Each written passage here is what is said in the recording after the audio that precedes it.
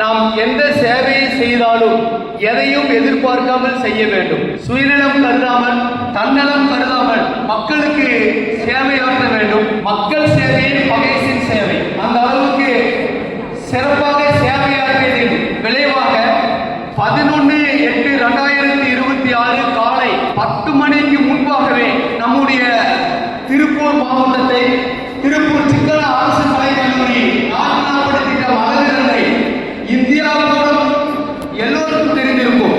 10/15/11/8/2026 பிறகு